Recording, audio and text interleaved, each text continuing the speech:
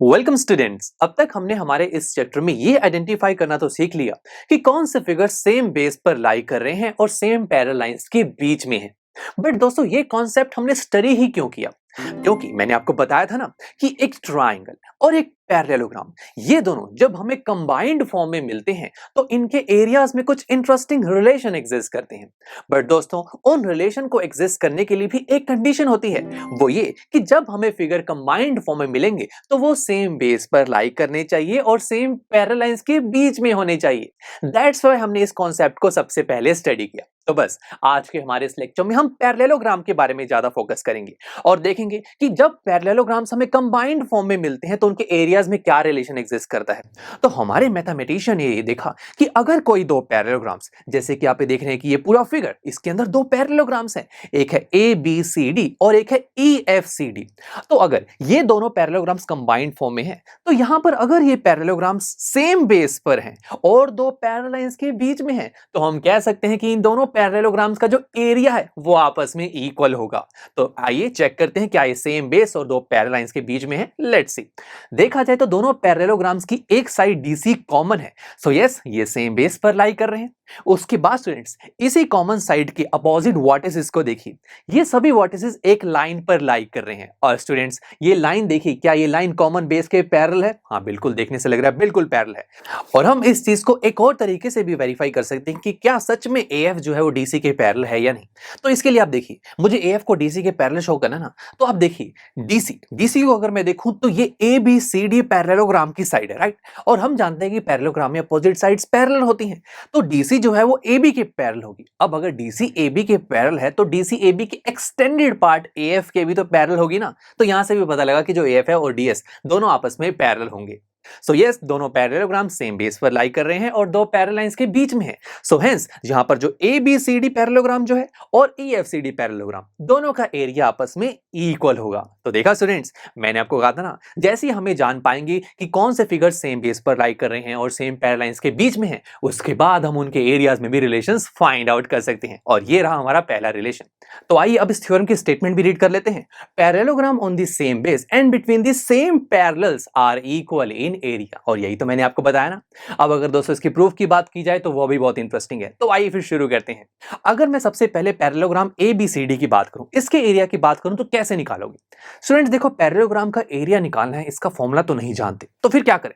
तो मैंने आपको एरिया के कॉन्सेप्ट में सिखाया था ना कि अगर कोई आपके सामने कोई ऐसी अजीब सी शेप आ जाए जिसका एरिया आप निकालना नहीं जानते, तो आप क्या करते हैं? आप उसे डिफरेंट डिफरेंट पार्ट्स में स्प्लिट करते हैं ताकि आप उन पार्ट्स का एरिया निकाल के उन्हें ऐड करें तो आपको टोटल एरिया मिल जाए। तो मैंने भी यहां पर ऐसा किया। इस जो ABCD पैरेललोग्राम में मैंने देखा कि एक तो यहां पर ट्रायंगल बन रहा है, that is triangle ADE, right my friends. तो एक तो ये ट्रायंगल प्लस जो EBCD क्वाड्रिलेटरल है, इन दोनों को अगर मैं ऐड कर दूं तो मुझे पैरेललोग्राम ABCD का एरिया मिल जाएगा ना, राइट। तो मैंने स्प्लिट कर दिया। सिमिलरली अगर मैं दूसरे पैरेललोग्राम की बात करूं, दैट इज EFCD, तो यहां पर अगर मैं BCF triangle plus EBCD again इसी क्वाड्रिलेटरल का एरिया निकाल के दोनों को ऐड कर दूं तो मुझे पैरेललोग्राम EFCD का एरिया मिल जाएगा। अब स्टूडेंट्स जरा ध्यान से देखिए, मुझे क्या करना है? मुझे ABCD और EFCD का एरिया इक्वल शो करना है ना। अब जरा राइट हैंड साइड पर देखिए, राइट हैंड साइड में देखें तो एक एक टर्म तो बिल्कुल सेम है। ABCD फर्स्ट इक्वेशन में भी है, सेकंड इक्वेशन में भी है। यानी कि अगर मैं किसी तरीके से ये शो कर पाऊं कि ट्रायंगल ADE और ट्रायंगल BCF दोनों का एरिया इक्वल है, तो मैं कह सकता हूं कि ये जो पूरी राइट हैंड साइड है दोनों इक्वेशन में इक्वल है, तो लेफ्ट हैंड साइड भी तो इक्वल हो जाएगी ना, राइट माय फ्रेंड्स। तो यानी कि मुझे अब इन शॉर्ट दोनों ट्रायंगल्स का एरिया इक्वल शो करना है। कैसे करेंगे? देखो पहला तरीका ये है कि हम एक्टिविटी के थ्रू ये काम करें। कैसे? देखो आप क्या करो, आप इस AFCD ट्रायंगल को कट करो और इसे दूसरे ट्रायंगल के ऊपर ले जाकर देखो बिल्कुल ओवरलैप कर रहा है ना एक दूसरे पर। तो जब दो फिगर्स एक दूसरे पर ओवरलैप करते हैं तो उसे हम क्या कहते हैं? वो कॉन्ग्रुएंट होते हैं। तो यानी कि अगर ये दोनों ट्रायंगल्स कॉन्ग्रुएंट हैं तो इट मींस, मैंने आपको बताया था ना कि दो फिगर्स जब कॉन्ग्रुएंट होते हैं तो उनके एरिया भी आपस में इक्वल होते हैं। तो हम कह पाएंगे फिर कि ये दोनों ट्रायंगल्स के जो एरिया है वो आपस में इक्वल है।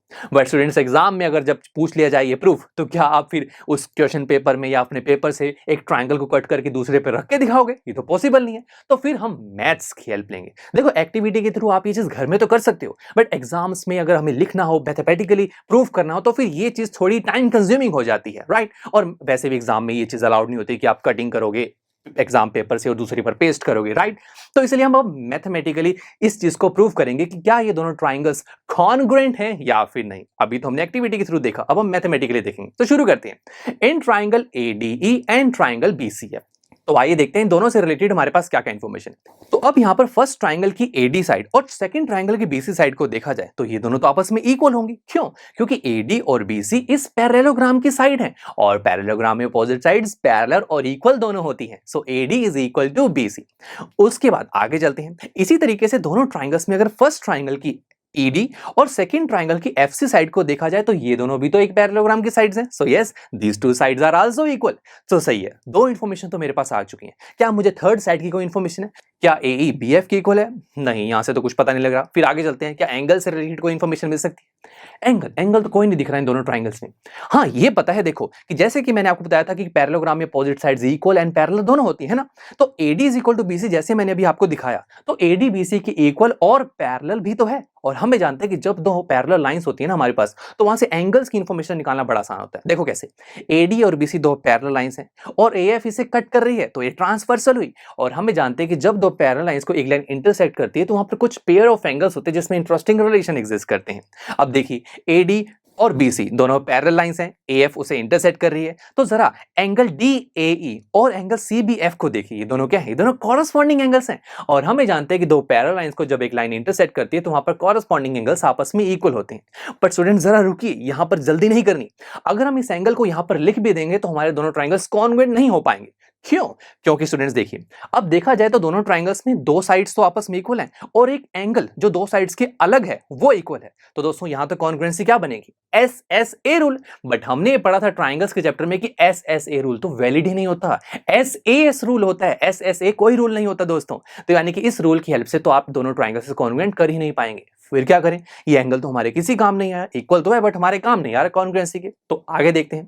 अब अगर मैं ED is equal to FC पर फोकस करूं तो ये दोनों इक्वल के साथ साथ पैरेलल भी तो थी। देखते हैं, ED और FC अगर पैरेलल हैं तो अगेन AF इसे इंटरसेक्ट कर रहे हैं। तो यहां पर एंगल DEA और एंगल CFB ये दोनों भी तो आपस में इक्वल होंगे। व्हाई? Corresponding angles. बट जरा रुकिए, इन एंगल्स को भी मैं कंसीडर नहीं कर पाऊंगा। क्यों?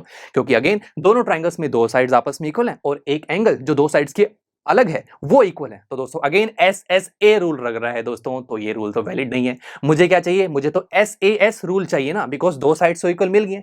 एक एंगल चाहिए जो दो साइड्स के बीच में लाई कर रहा है, ये होता है कॉन्ग्रुएंसी रूल। SSA तो कोई रूल नहीं है। तो इन दोनों साइड्स के बीच में आने वाला एंगल कैसे इक्वल दिखाऊं? देखो स्टूडेंट्स, दोनों ट्राइंगल्स में दो एंगल्स तो आपस में इक्वल है। तो दोस्तों मैं कह सकता हूं कि अगर दोनों ट्राइंगल्स में दो एंगल्स आपस में इक्वल है तो उनका थर्ड एंगल भी तो आपस में इक्वल होगा ना। कैसे? कंफ्यूज हो गए ना? मैं आपको बताता हूं। स्टूडेंट्स देखो, हम जानते हैं कि एक ट्राइंगल में तीनों एंगल्स का सम किसके इक्वल होता है? 180 डिग्री के, राइट। अब स्टूडेंट्स मान लेते हैं कि फर्स्ट ट्राइंगल में जो एंगल है वो 50 डिग्री के इक्वल है, एंगल E है वो 110 डिग्री के इक्वल है, राइट। अब एंगल A और एंगल E, एंगल B और एंगल F के इक्वल है ना, तो एंगल B और एंगल F की भी यही वैल्यू होगी। अब students according to angle sum property तीनों एंगल्स का सम 180 डिग्री होता है ना। तो फर्स्ट ट्राइंगल में देखो, अगर एंगल A 50 है, एंगल A 110 है, तो थर्ड एंगल किसके इक्वल होगा ताकि टोटल सम 180 के इक्वल हो जाए? वो होगा 20 डिग्री के इक्वल ना। और इसी तरीके से दोस्तों जो एंगल C है वो भी इसी तरीके से 20 डिग्री के इक्वल होगा। तो तभी दोस्तों हम एंगल सम प्रॉपर्टी के अकॉर्डिंग ये कह सकते हैं कि दोनों ट्राइंगल्स में जो एंगल ADE और एंगल BCF ये आपस में इक्वल होंगे बाय एंगल सम प्रॉपर्टी। तो चलिए, अब यहां पे मुझे पता लगा कि दोनों ट्राइंगल्स में कोई दो साइड्स और उसके बीच में आने वाला एंगल इक्वल है। सो यस, दोनों ट्राइंगल्स कॉन्ग्रुएंट होंगे बाय SAS कॉन्ग्रुएंसी रूल। और यस, ये रूल होता है। अब स्टूडेंट्स कॉन्ग्रुएंट तो कर दिया बट इनकी नेमिंग करना भी बहुत जरूरी है। तो आइए शुरू करते हैं। फर्स्ट ट्राइंगल का नाम तो हम कुछ भी रख सकते हैं, तो मैंने रखा triangle ADE is congruent to. Second triangle की नेमिंग हमें ध्यान से करनी है और उसके लिए हम हेल्प लेंगे एंगल की इंफॉर्मेशन की, बिकॉज एंगल से हमें नेमिंग करना बड़ी आसान हो जाती है। तो देखा जाए एंगल से रिलेटेड मेरे पास एक ही इंफॉर्मेशन है कि एंगल ADE इक्वल है एंगल BCF के, यानी कि एंगल D एंगल C के इक्वल है। तो जरा देखो, फर्स्ट ट्राइंगल में D कहां पर है? सेंटर में। इसी तरीके से जो C है सेकंड ट्राइंगल की नेमिंग में बिल्कुल सेंटर में ही लाई करेगा। अब बाकी इंफॉर्मेशन साइड्स की कोई प्रॉब्लम नहीं है, जैसे कि वहां से भी हम नेमिंग कर सकते हैं। कैसे? AD is equal to BC है ना। अभी हमने देखा जो D है वो C के इक्वल है, तो ऑटोमेटिकली जो A है वो B के इक्वल हो जाएगा। तो फर्स्ट ट्राइंगल में A सबसे पहले है, इसी तरीके से सेकंड ट्राइंगल की नेमिंग में जो B है वो भी सबसे पहले लाई करेगा। तो बस हमारे इस सेकंड ट्राइंगल में B और C तो फिक्स हो गए, क्या रह गया? F। तो बस f को हम लास्ट पे प्लेस कर देंगे। So triangle ADE is congruent to triangle BCF by SAS congruency rule. अब स्टूडेंट्स दो ट्राइंगल्स कॉन्ग्रुएंट कर दिए, बट क्यों किए थे? बिकॉज हमें जानते हैं कि जब दो फिगर्स, कोई भी दो फिगर्स जब कॉन्ग्रुएंट होते हैं तो उनके एरिया भी आपस में इक्वल होते हैं। तो अगर ये दोनों ट्राइंगल्स आपस में कॉन्ग्रुएंट है तो उनके एरिया जो है वो भी आपस में इक्वल होंगे। तो बस यही तो हम चाहते थे। तो चलिए अपनी फर्स्ट इक्वेशन पे, अब इस फर्स्ट इक्वेशन में देखा जाए तो मैं यहाँ पर ट्राइंगल ADE की जगह ट्राइंगल BCF लिख सकता हूं ना। और जरा देखिए, area of BCF plus area of ABDC ये किसके इक्वल है? ये तो एरिया ऑफ EFCD के इक्वल है। सेकंड इक्वेशन देखिए, तो यहां से क्या पता लगा कि ABCD पैरेललोग्राम का जो एरिया है वो इक्वल है EFCD पैरेललोग्राम के एरिया के, और यही हमें शो करना था। तो था ना काफी इंटरेस्टिंग दोस्तों।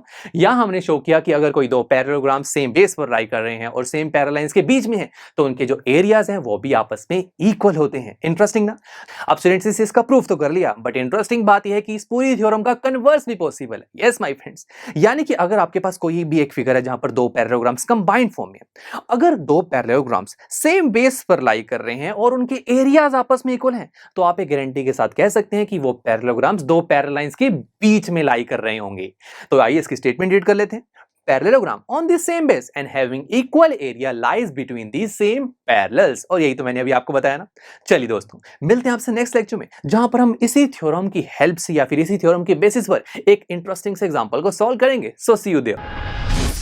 आई एम श्योर स्टूडेंट्स आपको ये लेक्चर काफी पसंद आया होगा, और ऐसे ही मजेदार तरीके से अपने हर एक कॉन्सेप्ट क्लियर करने के लिए डाउनलोड कीजिए PUStack ऐप को, जहां पर आपके पास और भी बहुत सारे ऑप्शंस होंगे, जैसे कि back exercise solutions, tip videos, sample papers and much more. So what are you waiting for? Download the app now.